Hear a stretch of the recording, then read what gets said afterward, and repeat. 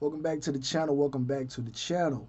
Josh Gaddis, departure, wide receiver recruiting slash production, and shit camps impact high school players' rankings. Right. So let's start with the elephant in the room that is Josh Gaddis. Rumor mill has been swirling probably since the conclusion of the season, and right now a lot of things have been released publicly. Most notably, Barry Jackson, putting out a statement indicating that um, the people in position or positions of power are looking to essentially buy out Josh Gaddis after 1 year. Rumors were circulating about how much the buyout would be. I saw some people say 1 million. I saw 2 million. I think I even saw someone say it was high as 6 million, 4 million. So, but seeing that the University of Miami is a private institution, they do not necessarily have to disclose what it is that they're paying their particular coaches. We're just assuming that we're just assuming that Josh Gaddis as well as Coach Kevin Steele both were making, if not 2 million, but right at that 2 million mark. Because I looked at a article from dated this particular year, and the two highest paid assistants were Todd Monken at 2.1 million. Jim Knowles, I believe, was at 2 million or right at 1.9 million. Cause I scrolled down the list, I did not see either Coach Kevin Steele nor Coach Josh Gaddis. So I feel like that information had not been publicized. But most individuals said that both guys were making, if not right at 2 million, but $1.9 million or something, or somewhere in that particular neighborhood or ballpark. Now, I saw someone ask a question or basically make a statement, and the statement was that, and I'm paraphrasing, essentially that thinking that the departure of Josh Gaddis is going to fix whatever issues that we have, people are going to be sadly mistaken. And I agree. I agree. In principle, I agree. Because we still have issues that still have to be addressed. We still have to see if guys are going to consistently catch the ball. We have to see if guys are going to consistently run the correct routes at the correct depth. We got to understand whether or not guys are going to use their football IQ if it's 2nd and 8, and or say it's 2nd and 12, and the route that you've been running is you're only going 6 or 7 yards. Are you going to have the football IQ to push it to 12? And is the quarterback going to have the IQ in many instances to understand that, hey, he's going to probably push it to 12, and I need to get it out on the line or stuff like that. So mentally, some of the mental things that we saw, mental lapses, um, you know, from players, and again we could say whether or not how much was the blame of the coaches, how much was the blame of the players, that particular discussion. But whatever the situation is, that does have to be cleaned up. And I agree, firing of Josh Gaddis is not going to alleviate all those particular issues. It's not going to alleviate guys not necessarily utilizing proper technique in blocking, or guys not having the mindset to go in and want to dominate the player in front of you. Right? Those things are still up in question. However, while the removing of Josh Gaddis from this particular situation is not going to heal all wounds, it's going to cover a lot of them back up. It's going to cover them a lot. It's going to cover a lot of them up. It kind of goes back to the saying of, when you have a bad offensive line, something that can help mask that bad offensive line is if you have a mobile quarterback. Because what that mobile quarterback can do is he's going to make the defensive ends or make the defensive line kind of slow down, and they're going to rush recklessly upfield. Because if you rush recklessly upfield, you give me a door, I can get out of there. And offensive line just push you out the way, right? Same thing. If you out, or if you don't have a none, or if you don't have a mobile quarterback, and the defensive line is eating and stuff like that, get the ball out your hands quick. 3-step drops, maybe 1 step. Those type of things. So no, it's not going to fix everything, but it's going to, in my opinion, is going to potentially, because we don't know who the hire is.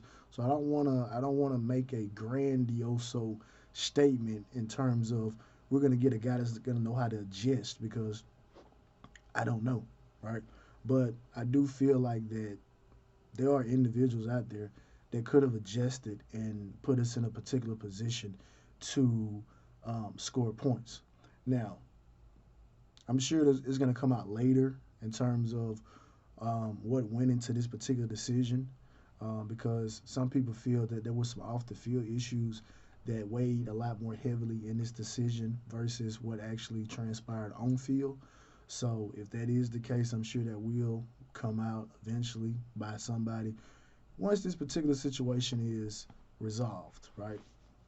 And obviously, you stated that a particular recruit stated that Coach Cristobal said that there will be a new offensive coordinator hired next week. So I'm sure that's going to get people excited about that. Obviously, I'm sure Coach has been, interviewing people.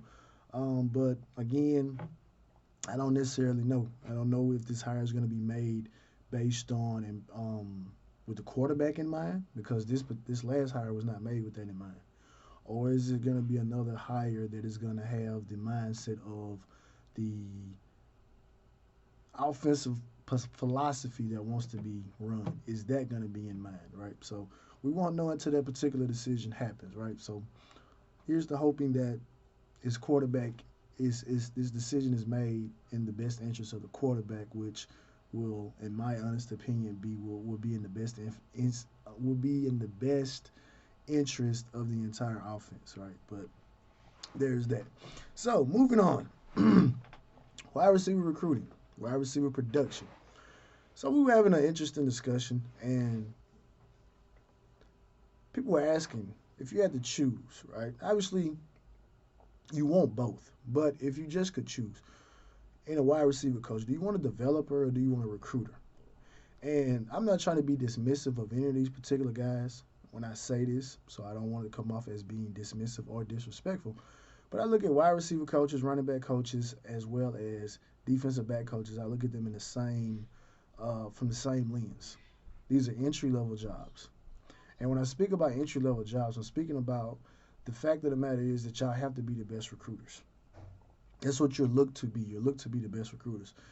If you probably look up and down the 247 or whatever recruiting service site that you look at, and if they have a list of recruiters listed, I feel like that what you're going to see mainly probably occupying the top 10, top 15, top 25 maybe of recruiters is you're going to see a lot of running back coaches, a lot of wide receiver coaches, as well as a lot of defensive back coaches. Because those are the guys that maybe are looked to be the guys that kind of bridge the relationships between the head coaches and the other coaches.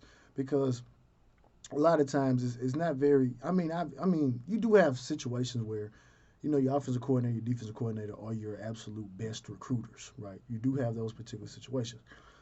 But I feel like more often than not, you're going to have a wide receiver coach, running back coach, or a defensive back coach that is that guy, right?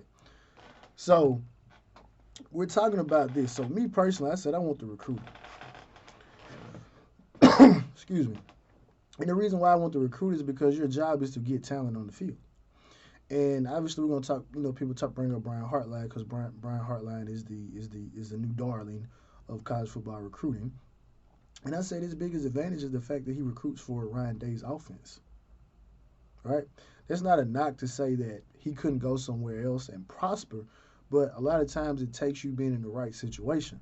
So I feel like a combination of you recruiting for Ryan Day's offense, which is very wide receiver friendly, along with you being a former NFL player who I might add is an advantage that you can still go out there, probably if you so choose, and run some routes. Not just talk them through the routes, but actually show them. Because again, we got to understand that when we're talking about a developer and a teacher and things like that, I feel like that sometimes a lot of people learn visually, right? I need to see you do it. I can tell you how to do it all day long, and you may not be able to get it because you may not understand. But if I run it one way then I run it a different way, and then I run it a different way, maybe guys can understand and say, okay, well, in this particular situation, this is how he wants me to run it, right? I need to see it visually, right? Some guys are visual learners, so you have to take that in consideration. But again, with Brian Hartline being, and then again, um, in a lot of instances, your defensive back coach, running back coach, as well as your wide receiver coach, they're going to be some guys that are also, again, younger because, again, like I said, they're the bridging the age gap or the just the interest and stuff like that, right? They're not so consumed with game planning and all this different type of stuff like this. They got time to maybe go on Twitch and um, Twitter Spaces and all these different type of stuff like this. They have probably more time because they don't have the big job, right? And so the second part of this is production. And so me and one particular person, we were kind of going back and forth. It wasn't nothing disrespectful. I understood his point. I feel like he understood my point. But of course, I'm gonna feel like my point was more accurate than his, even though I understood the truths and what it was that he said.